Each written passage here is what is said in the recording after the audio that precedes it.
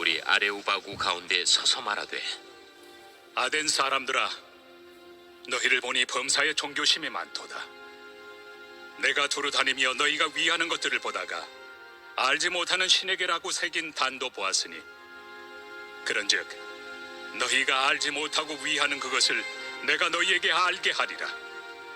우주와 그 가운데 있는 만물을 지으신 하나님께서는 천지의 주제시니 손으로 지은 전에 계시지 아니하시고, 또 무엇이 부족한 것처럼 사람의 손으로 섬김을 받으시는 것이 아니니, 이는 만민에게 생명과 호흡과 만물을 친히 주시는 이심이라. 인류의 모든 족속을 한 혈통으로 만드사 온 땅에 살게 하시고, 그들의 연대를 정하시며 거주의 경계를 한정하셨으니, 이는 사람으로 혹 하나님을 더듬어 찾아 발견하게 하려 하심이로되, 그는 우리 각 사람에게서 멀리 계시지 아니하도다. 우리가 그를 힘입어 살며 기동하며 존재하느니라. 너희 시인 중 어떤 사람들의 말과 같이 우리가 그의 소생이라 하니, 이와 같이 하나님의 소생이 되었은즉 하나님을 금이나 은이나 돌에다 사람의 기술과 고안으로 새긴 것들과 같이 여길 것이 아니니라. 알지 못하던 시대에는 하나님이 간과하셨거니와, 이제는 어디든지 사람에게 다 명하사 회개하라 하셨으니, 이는 정하신 사람으로 하여금 천하를 공의로 심판할 날을 작정하시고, 이에 그를 죽은 자 가운데서 다시 살리신 것으로 모든 사람에게 믿을 만한 증거를 주셨음이니라. 그들이 죽은 자의 부활을 듣고 어떤 사람은 조롱도 하고 어떤 사람은 이 일에 대하여 내 말을 다시 듣겠다.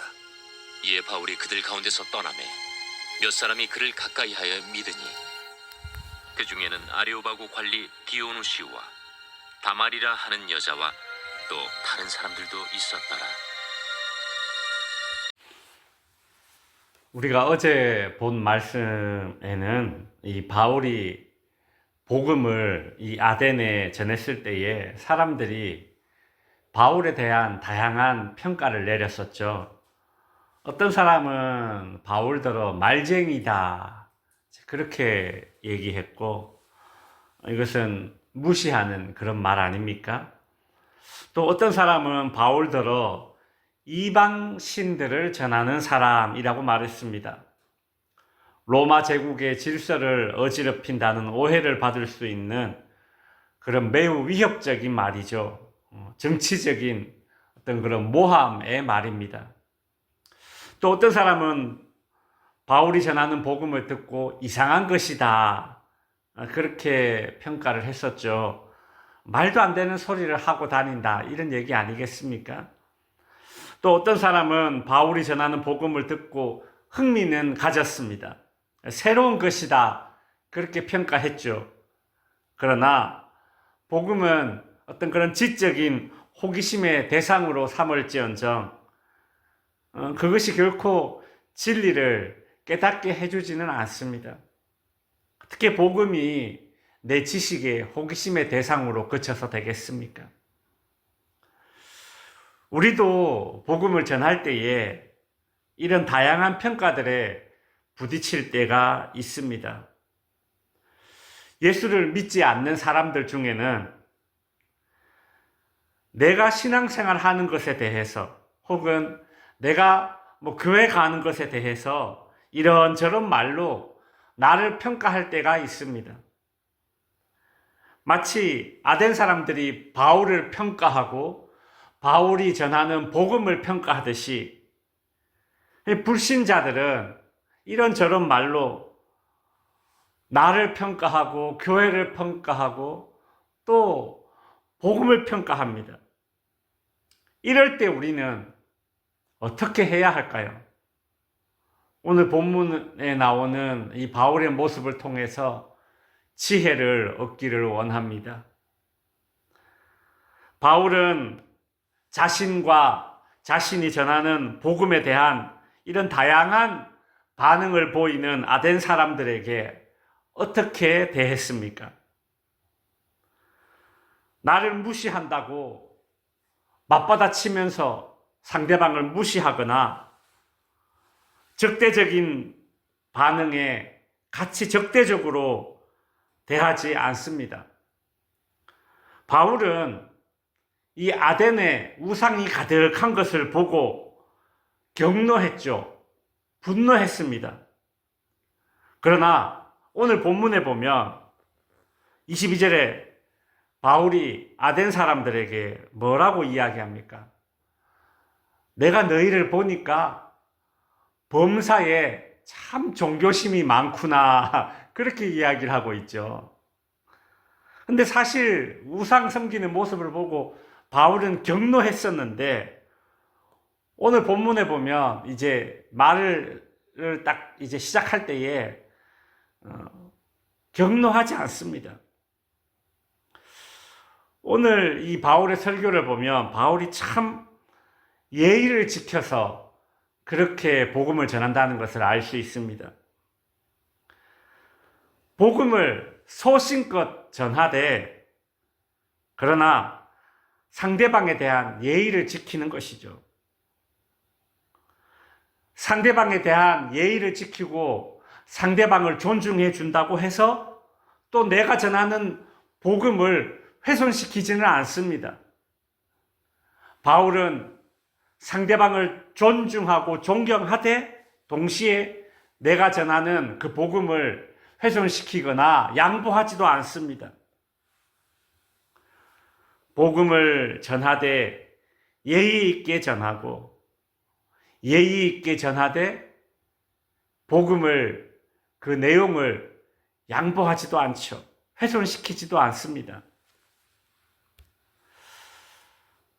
우리는 우리의 신앙을 평가하고 교회를 평가하고 또 복음을 평가하는 주변의 불신자들에게 소신껏 이야기하되 상대방을 최대한 이해하려는 그런 노력이 우리의 태도 가운데 나타나야 된다는 것이죠.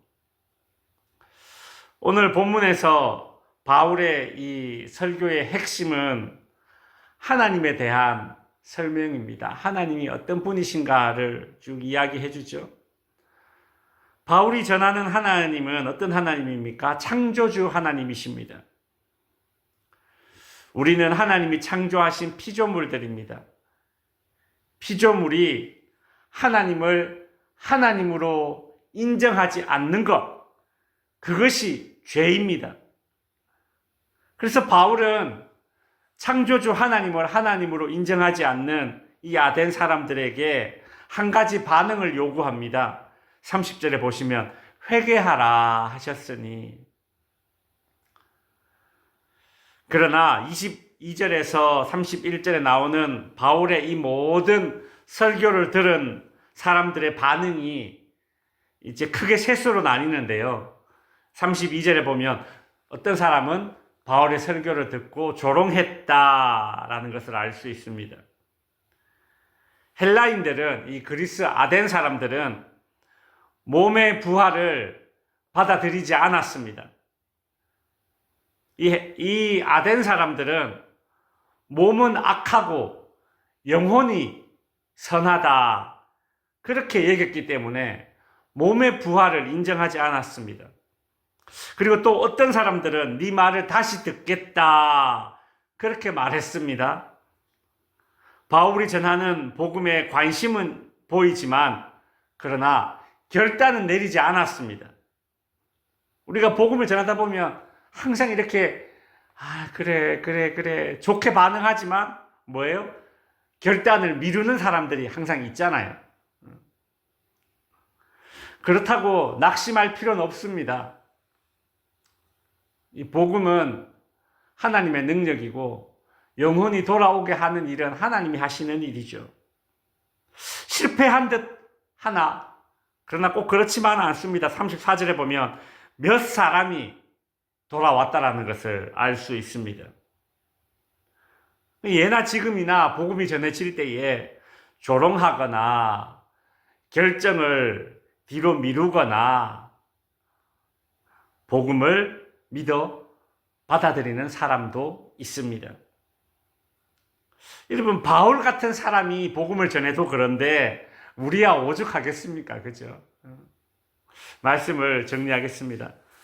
바울이 전하는 복음을 들은 사람들의 반응은 무시, 모함, 어쨌든 또 그래 지적인 호기심 정도였습니다. 복음과 우리의 신앙과 또 교회를 대하는 불신자들의 태도가 이럴 수 있죠. 그러나 바울은 그럴 때도 포기하지 않고 소신껏 복음을 전하되 동시에 상대방에 대한 예의를 지켜서 상대방을 이해하려는 노력을 하였습니다. 동시에 또 복음의 본질을 훼손시키지도 않았죠. 그랬을 때에